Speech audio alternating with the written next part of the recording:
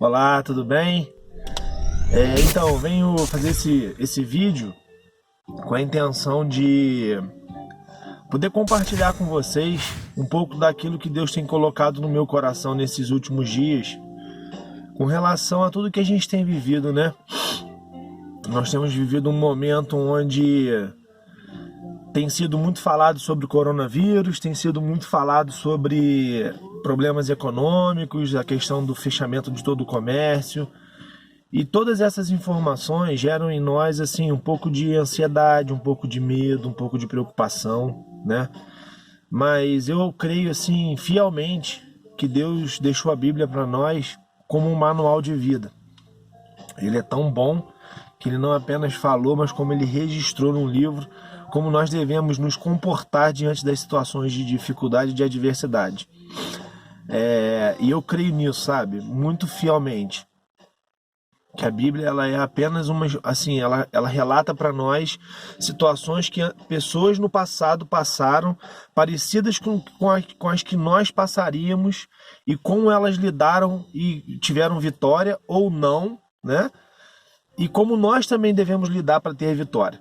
Eu me lembro da passagem ali que tá em 2 Reis, capítulo 6, se eu não me engano, isso mesmo, 2 Reis, capítulo 6, a Bíblia relata a história do profeta Eliseu, que estava ele e o seu moço, né, que é o seu servo, numa determinada cidade, e o rei da Síria estava procurando pelo profeta Eliseu.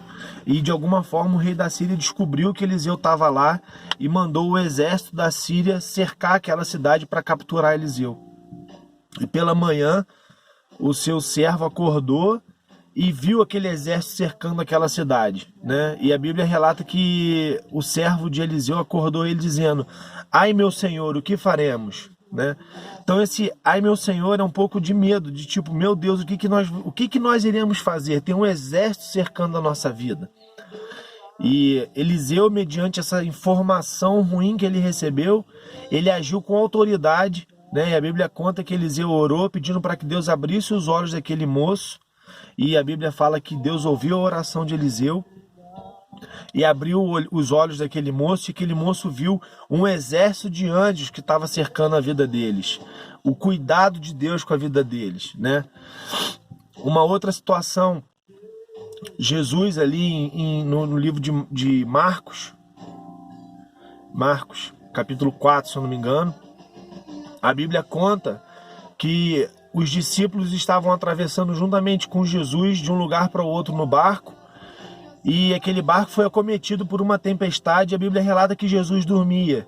Enquanto estava aquela situação de caos, aquela situação de medo, aquela situação onde estavam todos desesperados, Jesus estava dormindo.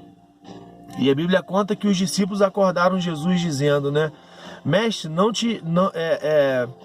te importa que padeçamos, né? Que a gente vai sofrer com essa situação?"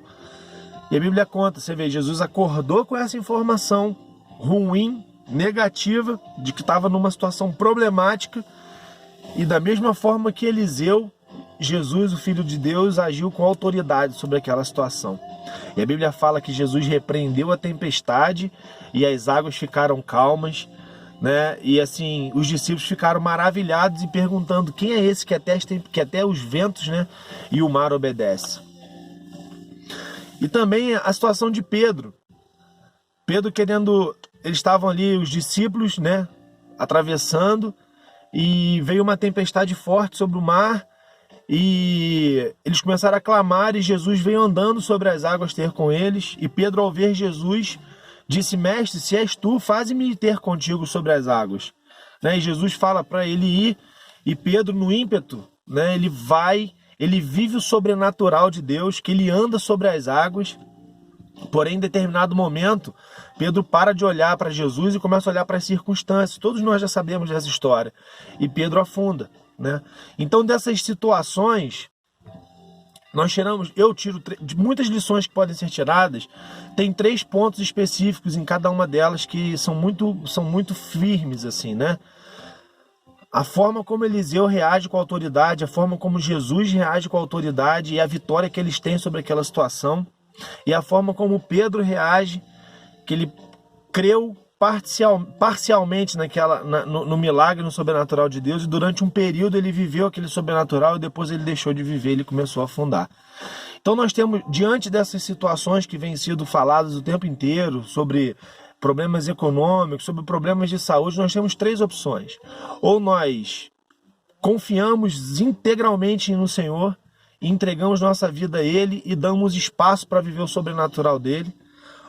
Ou nós confiamos parcialmente, assim como Pedro, e vivemos aquilo parcialmente durante um período e depois a gente deixa de viver. Ou nós não vivemos nada e ficamos desesperados. E eu tenho uma notícia muito boa para te dar. Ali no livro de Mateus, capítulo 28, a Bíblia fala, no versículo 20, Jesus, na parte B do versículo, Jesus fala assim, ele termina dizendo assim: e eis que estou com vocês todos os dias, até a consumação dos séculos.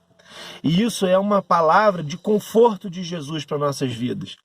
Então eu quero te encorajar, nesse momento de tantas palavras ruins, de tantas preocupações, eu quero te encorajar. Toda vez que vier algum pensamento, alguma coisa de medo, de sentimento ruim, se volte para Deus. Vamos clamar a Deus sobre isso.